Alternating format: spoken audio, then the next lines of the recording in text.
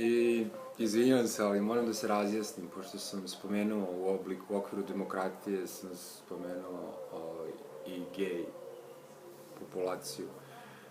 Mislim, seks nema nikakve veze sa tim. Što se Boga tiče i seksa, to je potpuno nebitno. U suštini, ni heteroseksualni odnosi samo radi seksa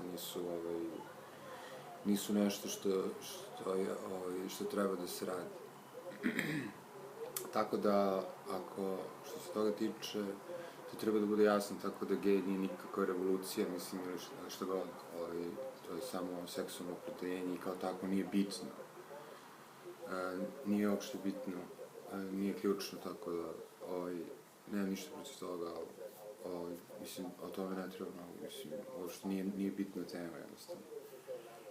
Trebate se suzdržavati i verovatno, mislim, u suštini možete da volite, ljubav, da, i seks, to sam već spominjao ranije, nema nikakvih dodirnih tačaka, u suštini.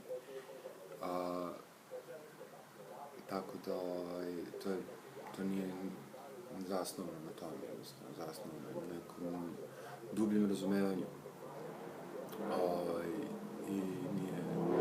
I tako da, seks nije bitan uopšte, da trebate se suzdržavati i da gledate da sačuvate što seks na neki način troši životnu energiju i u suštini ne bi trebalo da se preterano, niti, mislim da trebali bi ljudi da se suzdržavaju da bi bili sposobni na mnogo veće stvari. Tako da, eto, mislim, samo da razjasnim neke stvari, nemam ništa protiv nikoga, ali to je jednostavno nebitna tema koja je šta god, kao i heteroseks, ja sam objasnio.